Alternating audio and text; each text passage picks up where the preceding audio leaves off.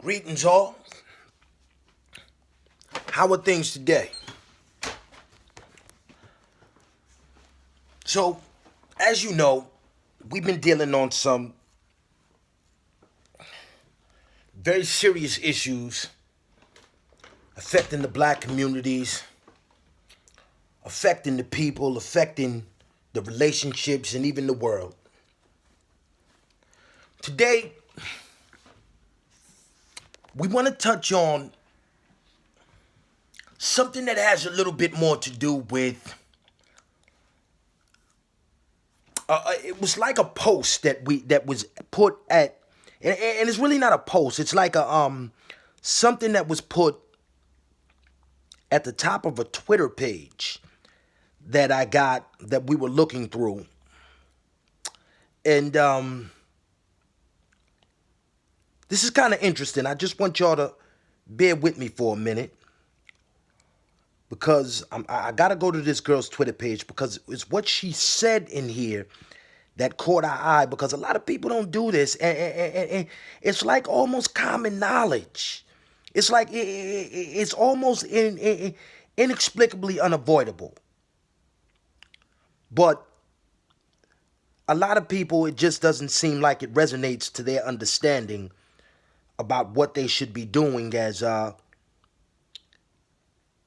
individuals who feel who understand their self-worth. I'm gonna try to look for this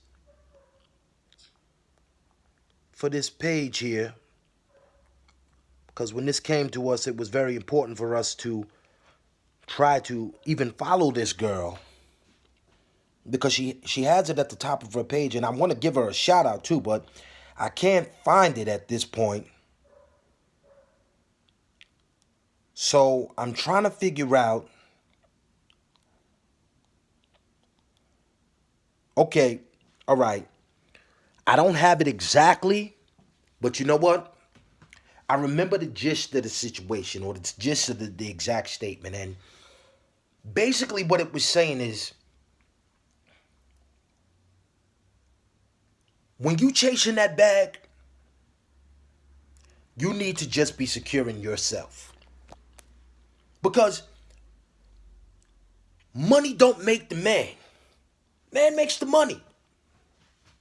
It's been this way for over thousands of years, thousands of centuries maybe. Money does not make the man. Man makes the money. So we went through something where we were talking about a young girl, and she had always been bullied in school, and it seems like her parents were not able to stop the kids who were like making her life like a living, just it was just somewhat unbearable for some time. But turns out she's become one of the youngest black entrepreneurs to have acquired a successful business. But let's remember the topic of the conversation though. The man makes the money. The money never makes the man. I want y'all to understand that. That's the top. That's what we're really trying to. That's what's really trying to resonate. What should really be resonating through everybody's mind during their daily works. But I'm gonna go to this page now so I can bring up what we were exactly talking about when this thing came about, or when or when we looked into this particular case. And I'm gonna go down to it and see if I can just bring up a little bit about what took place in this case. Okay, so here it goes. This is an 11-year-old girl who was bullied for her skin color, as the caption reads from CNN. This is an 11-year-old who was bullied for her skin color. Now she owns a successful, quote, and I quote, excuse me, a successful clothing line. Okay. Kudos to her. My response before I shared this on my page, it was, so proud of you, baby. But please do remember to show some worth of knowledge and self-discipline when these same bullies are offering you their worthless money for your products. There was never any question you were worth it, especially if they were bullying you. So the question now is, who and what is worth your time and labor? So be very careful when accepting currency that has all your enemies' faces on it. Now, this is what I said after congratulating her and telling her how proud I was of her. 11-year-old girl now. Beautiful black sister. Okay? Beautiful black wisdom, okay? So, what do we mean by so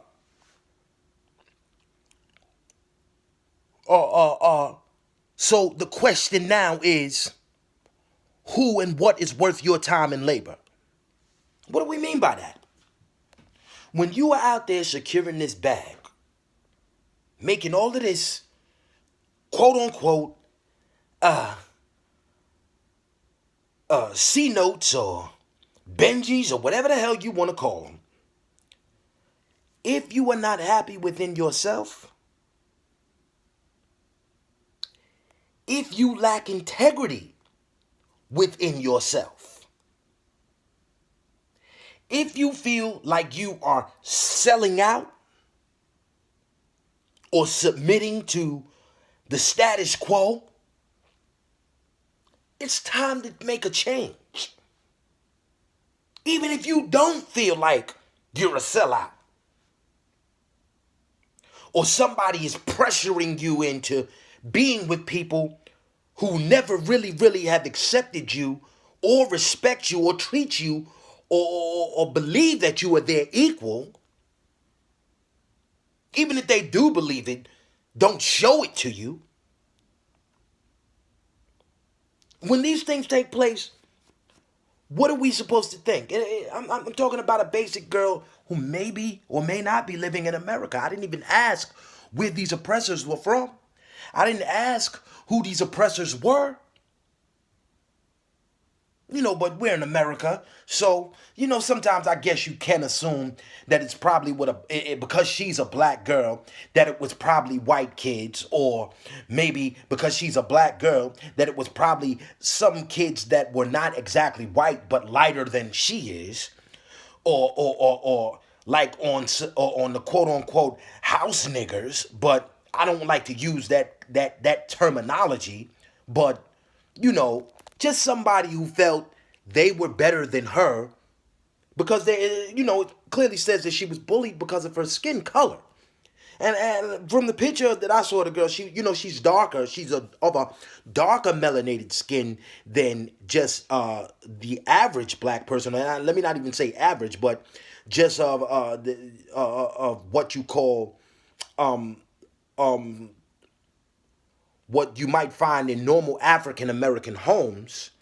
Like she's very dark. She's not even you couldn't call her, like, you couldn't say that she was just regularly dark. You could say that she was black, but you couldn't say that she was like brownish black. You could say that she was more like darker black. So maybe that's why they say that she was bullied. Okay? But my thing is, and coming into closing and asking for your comments on this, is what really is important to you. If you're going to work for a white man's dollar, shouldn't you be a white man? If you're going to turn a situation around where people are talking and being disgruntled about you to go and make products that you know are made with your hard work, blood, sweat, and tears, are you going to trade that for your enemy's dollar? Come on. really what makes it for you? What is success to you? I told this to one girl, and a couple of weeks later, and I think this was out of her fear of not having an adequate answer for me, that she came back with this particular post.